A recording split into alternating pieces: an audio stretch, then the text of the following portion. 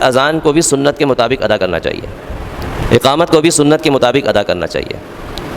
پہلی بنیادی بات تو یہ ہے، بنیادی شرط تو یہ ہے کہ اذان اقامت کہنے والے کا تلفظ صحیح ہونا چاہیے، اس کو پتہ ہونا چاہیے کہ صاد اور سین میں کتنا فرق ہے، کیا فرق ہے، دونوں میں بڑا فرق ہے۔ اگر وہ فرق نہیں کرتا تو اس کا مطلب ہے کہ اس کی اذان درست نہیں ہے۔ ایک ہے حلوے والی ہوتی ہے اور ایک ہے ہاتھی والی ہوتی ہے، دونوں میں بہت بڑا فرق ہے، اور اذان کے اندر ہے حلوے والی بھی آتی ہے اور ہے ہاتھی والی بھی آتی ہے، تو کس جگہ پر ہے حلوے والی ادا کرنی ہے اور کس جگہ پر ہے ہاتھی والی ادا کرنی ہے، فرق کرنا ضروری ہے۔ اگر ہے تو ہے کو ادا کرنا بھی ضروری ہے۔ آپ نے حی علی الصلاۃ کہہ دیا تو یہ درست نہیں ہے، کیونکہ آخر میں اس کے ہے آتی ہے اور آپ نے ہے ادا ہی نہیں کی۔ حی علی الفلاح تو کہہ دیا تو یہ غلط ہے، کیوں؟ کیونکہ فلاح کے آخر میں ہے آتی ہے حلوے والی، وہ آپ نے ادا ہی نہیں کی، تو لفظ ہی غلط ہو گیا۔ اور یہ لام ایسا حرف ہے جو موٹا پر کر کے پڑھا جاتا ہے، لیکن صرف ایک لفظ کے اندر۔ ایک ہوتا ہے اللہ اور ایک ہوتا ہے اللہ، دونوں میں بڑا فرق ہے۔ اب اللہ اور اللہ فرق محسوس ہو رہا ہے نا دونوں میں، تو یہ جو لفظ اللہ کا لام ہے یہ پر پڑھا جاتا ہے، موٹا پڑھا جاتا ہے۔ اس کے علاوہ جہاں پر بھی لام استعمال ہوگا کہیں پر بھی وہ موٹا نہیں ہوگا، صلاح ہوگا صلاح نہیں ہوگا، اور اللہ ہوگا اللہ نہیں ہوگا۔ اللہ یہ جو موٹے لام کے ساتھ پڑھا جاتا ہے، اس میں لفظ اللہ اس نام میں بڑا حسن آ جاتا ہے، ایک بڑی عظمت پیدا ہوتی ہے۔ یہ جو موٹا پڑھا جاتا ہے نا، یہ عظمت کی نشاندہی کرتا ہے کہ اللہ کا نام بہت عظیم ہے، بہت عظمت والا ہے۔ اگر آپ نے اللہ کہہ دیا تو ساری عظمت ختم، وہ سارا اس کا حسن ختم ہو جاتا ہے۔ ہم اردو میں اس کا خیال نہیں کرتے، لیکن عربی میں اس کا خیال رکھنا بہت ضروری ہے۔ بعض دفعہ یہ لفظ اللہ کا لام موٹا نہیں پڑھا جاتا، یہ اس وقت ہوتا ہے جب اس سے پہلے زیر آ جائے،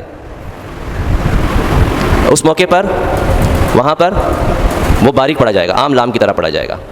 لیکن اذان میں جتنے بھی جگہ اللہ کا نام آتا ہے وہ ہر جگہ موٹا پڑھا جاتا ہے، تو اس کا فرق کرنا ضروری ہے، ورنہ اذان کا حسن ختم۔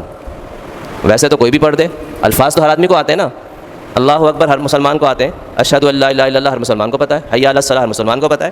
تو صرف پتہ ہو جانا کافی نہیں ہے، بلکہ اس کو صحیح تلفظ سے ادا کریں تاکہ پتہ چلے کہ اذان ہے، ایک بہت عظیم دعوت ہے، کوئی عام بات نہیں ہے، کوئی عام جملے ادا نہیں کیے جا رہے۔ تو ان چیزوں کا ہم خیال رکھیں۔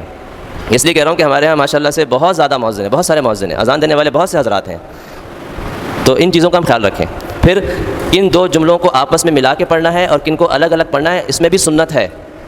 آپ دیکھیں اذان کے اندر ہر جملہ دوسرے سے الگ الگ پڑھا جاتا ہے، سوائے اللہ اکبر، یہ دو تکبیروں کو ایک ساتھ پڑھا جاتا ہے ایک سانس میں، باقی ہر ایک کو الگ الگ سانس میں پڑھا جاتا ہے۔ اب اقامت میں کیسا ہے یہ معلوم ہونا چاہیے، ہم اقامت اگر پڑھیں تو ہمیں پتہ ہونا چاہیے کہ اذان میں جیسے دونوں کو ملانا غلط ہے، ایک ہی سانس میں آپ کہتے ہیں حی علی الصلاۃ حی علی الصلاۃ، غلط ہے نا، ہر آدمی سمجھتا ہے، ہر مسلمان سمجھتا ہے کہ حی علی الصلاۃ جب پڑھیں گے تو اس کے بعد وقفہ کریں گے، پھر نئے سانس سے حی علی الصلاۃ پڑھیں گے، سانس توڑنا وہاں ہوتا ہے، سنت ہے۔ تو آپ اقامت کے اندر کیا اسی طرح ہے یا ملا کے پڑھنا ہے، یہ معلوم ہونا چاہیے کہ اس میں سنت طریقہ کیا ہے، آپ صلی اللہ علیہ وسلم نے کیا طریقہ ہمیں بتایا ہے۔ لیکن ہم میں سے کتنے لوگ ہیں جب اذان پڑھ رہے ہیں یا اقامت پڑھ رہے ہیں وہ سیکھ کر پڑھ رہے ہیں، ان کو پتہ ہو کہ بھئی اقامت کیسے پڑھنی ہے؟ بہت کم لوگ ہوتے ہیں جو پوچھ لیتے ہیں، ورنہ عموماً جو دیتا ہوا آ رہا ہے وہ دیتا ہوئی آ رہا ہے، اس نے کبھی پوچھنا گوارا نہیں کیا کہ بھئی میں پوچھ تو لوں کہ بھئی یہ حی علی الصلاۃ اقامت میں بھی پڑھا جاتا ہے، تو یہ دو ایک ساتھ پڑھے جائیں گے الگ الگ پڑھے جائیں گے؟ ان چار اگر چار ایک ساتھ پڑھ لی جائیں تو صحیح ہے غلط ہے؟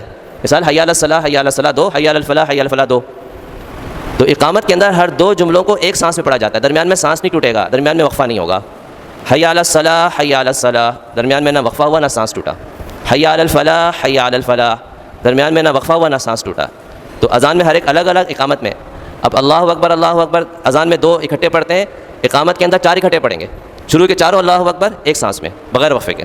تو یہ اقامت کا سنت طریقہ ہے۔ تو جیسے میں نے کہا نا کہ ہم نماز میں سنت کے مطابق ادا کرنے کی کوشش کرتے ہیں، ہمیں پتہ ہوتا ہے کہ بھئی وضو میں سنت طریقہ کیا ہے، کلی کرنے کا کیا طریقہ ہے، اور اس کے بعد بازو ہاتھ دھونے کا کیا سنت طریقہ ہے، چہرہ دھونے کا کیا سنت طریقہ ہے، ہاتھوں کی انگلیوں کا خلال بھی کرنا سنت ہے۔